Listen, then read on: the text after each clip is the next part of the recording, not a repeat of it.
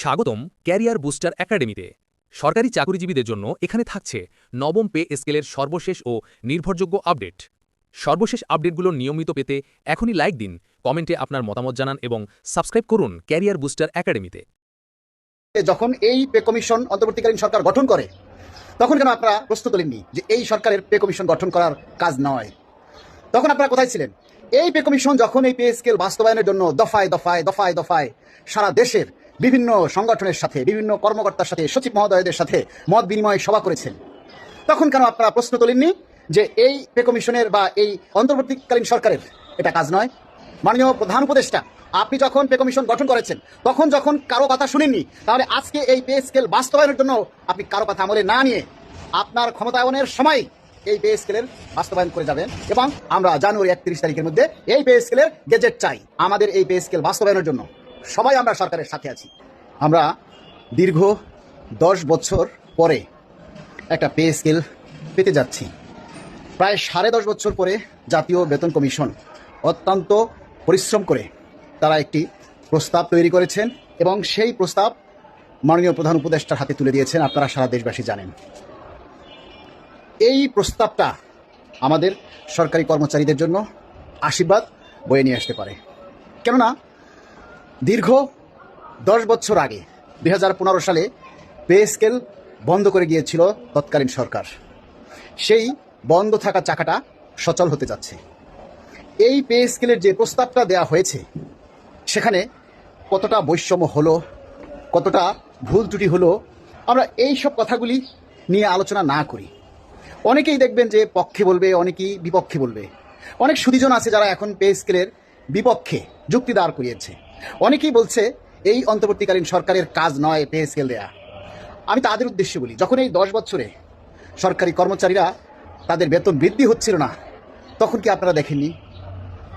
এই যে বর্তমান ঊর্ধ্বগতি বাজারের সাথে তাল মিলিয়ে কর্মচারীরা চলতে পারছে না। 15,000 টাকা দিয়ে একজন কর্মচারী ঢাকা শহরে চলতে পারে? প্রশ্ন আপনাদের কাছে। দ্বিতীয় প্রশ্ন হচ্ছে, যখন এই পে কমিশন অন্তর্বর্তীকালীন সরকার গঠন করে তখন কেন আপনারা প্রশ্ন তোলেননি যে এই সরকারের পে কমিশন গঠন করার কাজ নয়? তখন আপনারা কোথায় ছিলেন? এই পে কমিশন যখন এই পে স্কেল বাস্তবায়নের জন্য দফায় দফায় দফায় দফায় সারা দেশের বিভিন্ন সংগঠনের সাথে, বিভিন্ন কর্মকর্তার সাথে, সচিব মহোদয়দের সাথে মত বিনিময় সভা করেছেন, তখন কেন আপনারা প্রশ্ন তোলেননি যে এই পে কমিশনের বা এই অন্তর্বর্তীকালীন সরকারের এটা কাজ নয়? তখন কি আপনারা বাংলাদেশে ছিলেন না? এই কাজগুলি যখন করছে তখন কি আপনারা ছিলেন না? তখন যদি আপনারা চুপ করে থাকেন তাহলে আজকেও আপনাদের চুপ করে থাকা সম্মানের।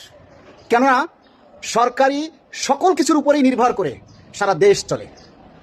আপনারা অনেক জনগণ এটা সেটা বলছেন যে এই পে স্কেল বাস্তবায়ন হলে জনগণের কি হবে। দেখেন, একজন রিক্সাওয়ালা আজকে যে ভাড়া নিচ্ছে সেটা কিন্তু আজকের দামের উপরে ভাড়া নিচ্ছে। রিক্সাওয়ালা কি সাধারণ জনগণ নয়? আজকে ব্যবসায়িকেরা যে দ্রব্যমূল্যের দাম বাড়াচ্ছে, ব্যবসায়িকরা কি সাধারণ জনগণ নয়? এই যে বিভিন্ন প্রাইভেট কোম্পানি সাবান করে, চিনি তৈরি করে, তারপরে এই যে হুইল পাউডার, এটা সেটা, দুধ, চিনি, আদা, ময়দা, সুজি, সব কিছুই যে তারা সরবরাহ করে কোম্পানিদের পক্ষ থেকে, এরা কি সাধারণ জনগণ নয়? তারা কবের দাম নিচ্ছে? কোন দামে বিক্রি করছে? 2015 সালের না 2025 সালের দামে বিক্রি করছে? আমরা তো যারা সরকারি কর্মচারী আছি 2015 সালের বেতন দিয়েই আমরা 2025 সালের পণ্য ক্রয় করছি। এই যে 1200 টাকার সিলিন্ডার ব্যবসায়িকরা 2500 টাকা বিক্রি করছে, এটা কি আপনারা দেখেন না? এটা নিয়ে কখনো প্রশ্ন তুলেছেন যে এই যে 1200 টাকার সিলিন্ডার কেন 2500 টাকা বিক্রি করছে? প্রিয় সুধী সমাজ, তখন আপনারা কোথায় থাকেন? আর যখনই যে অভুক্ত কর্মচারীদের বেতন বৃদ্ধি করা হয় তখনই আপনাদের বিবেক নাড়া নাড়া দিয়ে ওঠে। এর আগে আপনাদের বিবেক কি ঘুমিয়ে থাকে? ঘুমিয়ে থাকা বিবেককে জাগ্রত করতে যায় না, ওটা ঘুমিয়েই থাক। আমরা অন্তর্বর্তীকালীন সরকারকে অনুরোধ করব, মাননীয় প্রধান উপদেষ্টা, আপনি যখন পে কমিশন গঠন করেছেন তখন যখন কারো কথা শুনেননি, তাহলে আজকে এই পে স্কেল বাস্তবায়নের জন্য আপনি কারো কথা আমলে না নিয়ে আপনার ক্ষমতায়নের সময় এই পে স্কেলের বাস্তবায়ন করে যাবেন। এবং 22 লক্ষ কর্মচারী, 22 লক্ষ পরিবারের প্রায় 3 কোটি সদস্য আজকে 10 বছর অভুক্ত অবস্থায় আছে, তাদের মুখে হাসি ফুটিয়ে যাবেন। ইতিহাস হয়ে থাকবেন সারা বিশ্বের মধ্যে। সরকারি কর্মচারী যারা রয়েছেন তাদেরকে বলবো, কে পজিটিভ বললো, কে নেগেটিভ বললো, কে পক্ষে বললো, কে বিপক্ষে বললো, বৈষম্য হলো কি হলো না, কতটুকু বৈষম্য হলো, এসব কথা এখন না ভেবে শুধু পে স্কেলের দাবি বাস্তবায়নের জন্য কথা বলুন। সারা বাংলাদেশ থেকে, সারা দেশ থেকে একই আওয়াজ আমরা দেখতে চাই। আমরা জানুয়ারি 31 তারিখের মধ্যে এই পে স্কেলের গেজেট চাই। আমাদের এই পে স্কেল বাস্তবায়নের জন্য সবাই আমরা সরকারের সাথে আছি, সবাই আমরা সরকারের পক্ষে আছি।